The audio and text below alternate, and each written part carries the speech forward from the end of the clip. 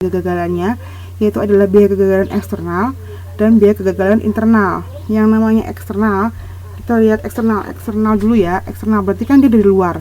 Nah, dari luar berarti ini semua biaya-biaya yang terjadi setelah namanya barang itu dikirim ke konsumen. Jadi yang eksternal itu, biaya eksternal itu ketika barangnya itu sudah ada di konsumen, itu biaya-biaya eksternal. Nah, contohnya itu seperti tadi itu, yang biaya komplain tadi, ternyata barangnya rusak, konsumen datang komplain kan dia. Terus dia kembalikan produknya konsumennya, itu biaya lagi. Terus atau misalnya konsumen itu yang ngeklaim garansi, harusnya garansinya setahun, barangnya nggak apa-apa, ternyata barangnya rusak, dikomplain lagi gitu. Misalnya biaya liabilitas ya, susah sekali di biaya liabilitas. Biaya liabilitas teman-teman semuanya ada yang tahu? Saya tanya dulu di sini, adakah yang tahu biaya liabilitas itu apa? Saya lihat tadi nggak ada yang tanya ya di sini. Saya tanya deh, dari yang datang ini, dari 8 orang yang datang ini, ada nggak yang tahu namanya biaya liabilitas itu apa? Mbak Ari tahu nggak? Atau Mbak Heni, Mbak Rita, atau Mas Angkara ya, Mas apa itu? Mas Firang, Masnya ini, ada yang bisa menjawab nggak? Apa sih itu namanya biaya liabilitas ini di sini?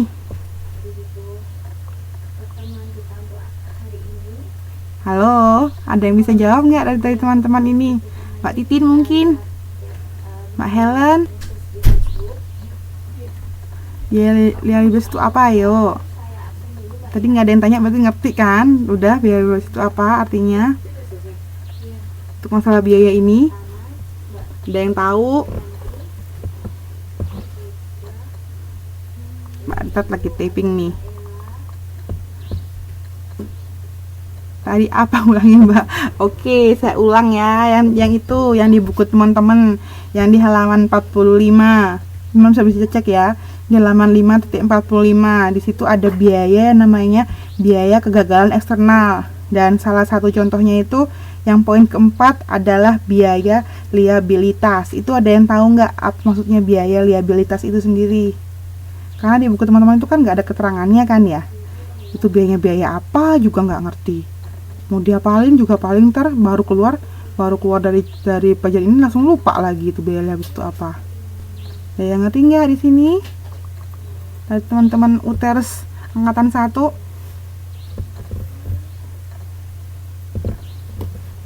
Wah, ini diem semua nih ya. Ini ada di sini nggak sih orang-orangnya ini? Semuanya ini. Yang typing.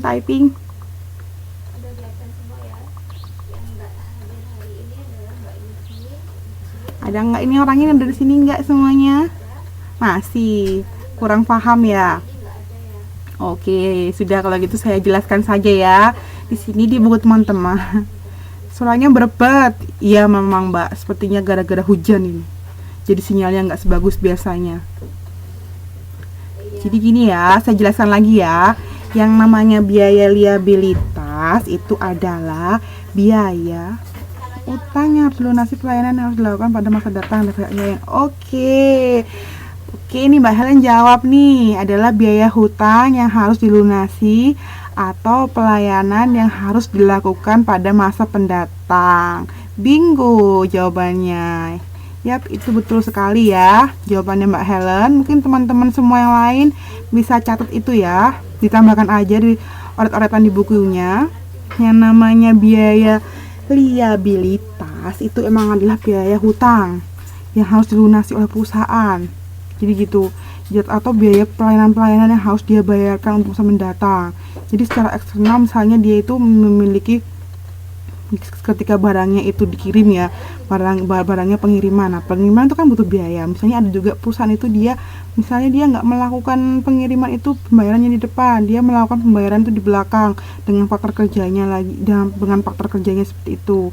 Nah, itu akan menghasilkan sebuah biaya liabilitas. Itu satu contohnya itu sama seperti yang dikatakan Mbak Helen ya. Teman-teman mungkin bisa catat itu untuk maksudnya apa. Sebenarnya di bukunya nggak terlalu ditanyakan ya, tapi ini cuma tambahan saja. Jadi kita mengerti arti buku ini maksudnya apa sebenarnya. Kayak gitu ya. Sekarang terima kasih ya Mbak Helen untuk jawabannya. Bagus sekali. kita lanjut ke namanya kegagalan yang internal.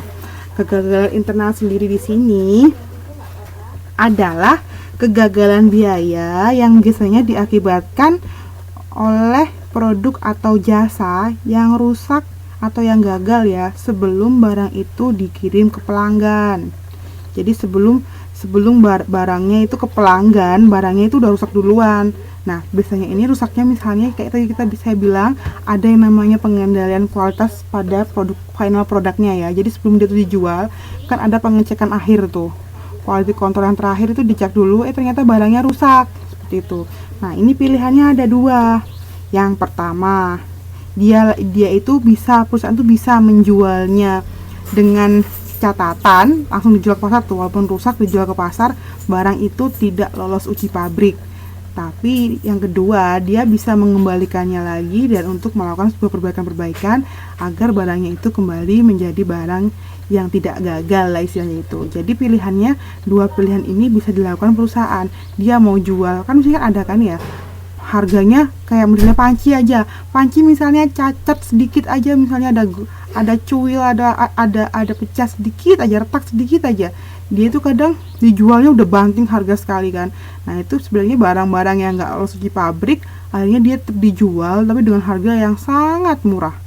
Mungkin awalnya kalau beli normalnya harganya 450.000, tapi karena pancinya itu ternyata ada cuilnya sedikit mungkin, jadi warnanya jadi nggak mulus banget kayak yang lainnya, jadi harganya cuma 60.000 seperti itu. Itu adalah barang-barang yang nggak lolos uji pabrik ya, seperti itu. Atau pancinya ini akan dikembalikan lagi ke bagian belakang ya, ke tempat produksi lagi untuk dibenerin lagi, dipermulus lagi sehingga menghasilkan barang yang kualitasnya sama dengan barang yang final product yang didesain oleh perusahaan itu sendiri. Seperti itu. Semua pilihannya terdapat pada manajemen perusahaan yang manakah dia yang mau gunakan untuk kebijakan mengenai kegagalan barangnya. Kayak gitu ya. Itu untuk yang eksternalnya. Oh iya, ini ada lagi yang eksternal yang internal di sini, yang biaya aval ya. Yang pertama, itu maksudnya biaya itu adalah biaya sisa produksi atau barang yang ditolak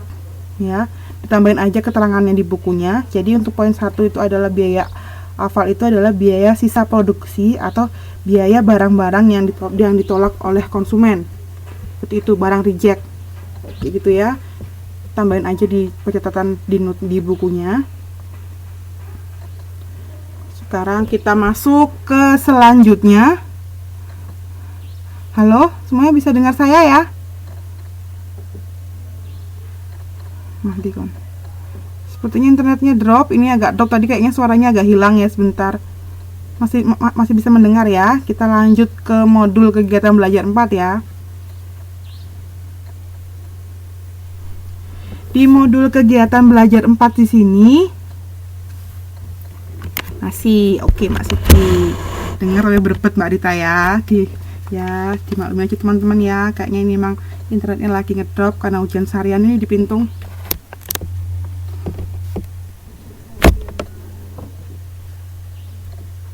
Nah, di sini kita mempelajari mengenai penentuan kualitas produk.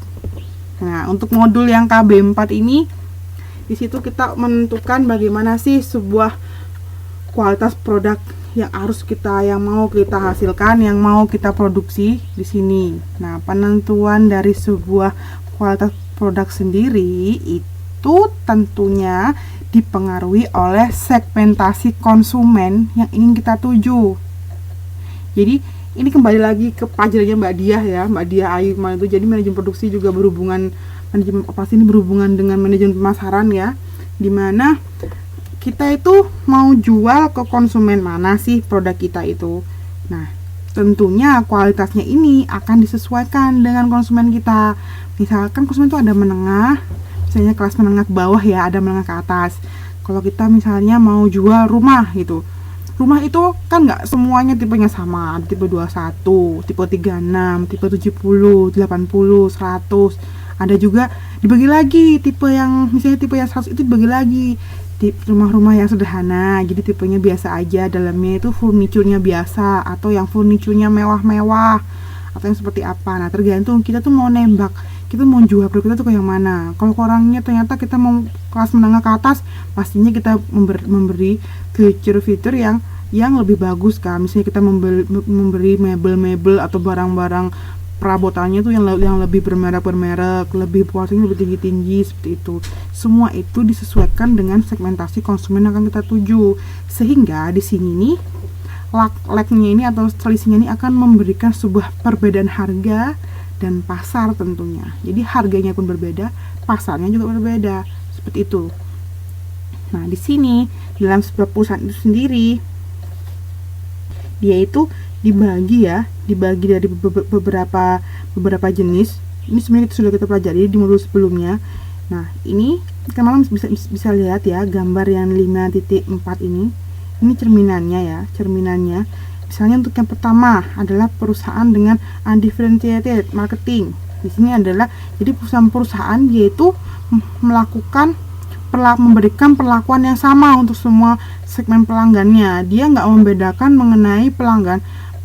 Jadi dia semua pelanggannya dianggap sama semuanya, global sama. Dia hanya menghasilkan satu produk dengan kualitas A untuk seluruh jenis pasarnya dia. Seperti itu. Itu pada jenis yang pertama. Dan yang kedua dinamakan differentiated marketing. Di sini dia membedakan produknya berdasarkan segmentasi pasar yang ada. Jadi dia melayani semua segmen, baik itu segmen yang kelas menengah ke bawah atau menengah ke atas. Dan dia pun membedakan produknya. Jadi semua tetap dilayani sama dia dan dibedakan. Jadi misalnya untuk menengah ke bawah dia memiliki produk A untuk dengan harga 1.000 gitu ya. Dengan menengah ke atas dia memiliki produk B dengan harga mungkin 2.000 kayak gitu. Jadi semuanya dilayani, semua segmen pasar yang ada di pasar itu, di masyarakat dilayani semua sama dia. Dan barang-barangnya dia tuh juga beragam kan, beragamnya banyak. Jadi barang-barangnya ini dibedakan tergantung per segmen pasar yang ada. Nah, yang ketiga adalah concentrated marketing. Di sini perusahaan ini dia hanya berkonsentrasi pada satu jenis pasar saja. Dia nggak ngelayanin semuanya. Jadi dia tuh memang membedakan ya. Dia tuh punya perbedaan produk, tapi produknya dia itu memang khusus cuma buat pasar itu aja. Misalnya perusahaan saya punya perusahaan perumahan gitu ya. Saya bangun perumahan, tapi perumahan saya ini cuma buat untuk kawasan elit saja. Jadi untuk kawasan orang-orang menengah ke atas saja. Jadi saya akan bangun mulai dari fasilitasnya. Misalnya saya akan di perumahan saya itu saya akan membangun sebuah mall, atau saya akan membangun sebuah gym, atau saya kasih juga kolam renang di situ. Semuanya ada fasilitasnya untuk kalangan menengah ke atas. Jadi saya hanya menembak pasar menengah ke atas kayak gitu. Atau saya membangun perumahan dengan pasar kelas menengah ke bawah dengan tipe rumah yang sederhana namun cukup nyaman. Fasilitasnya juga nggak perlu mewah, yang penting ada lah, paling cuma ada halte aja atau gampang untuk mobilisasinya, tapi tidak ada fasilitas-fasilitas seperti gym atau seperti kolam renang atau seperti mall atau seperti TK di dalam lingkup perumahan itu kayak gitu. Itu yang concentrated itu dia hanya menembak satu jenis pasar saja, nggak semuanya dilayani. Bedanya itu aja di antara ketiga jenis marketing yang biasanya dianut oleh perusahaan ini kayak gitu. Dan untuk selanjutnya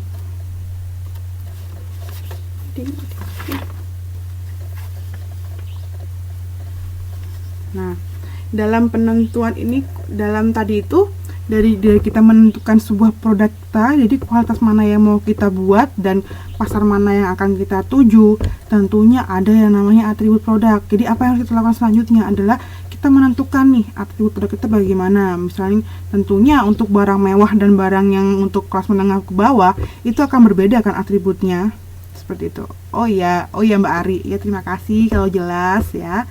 Saya akan berusaha untuk menjelaskannya lagi, memperjelas suara saya lagi maksudnya. Di sini atribut produknya sendiri ini dibagi dalam beberapa hal ya. Yang pertama itu adalah atribut bentuk, ukuran, dan warna produk. Nah, di sini ini contohnya saja, maksudnya di sini ini kenapa kita harus melihat yang namanya atribut bentuk, ukuran, dan warna produk, karena ini kita harus menyesuaikan dengan konsumen yang kita pilih. Dia itu mau bentuk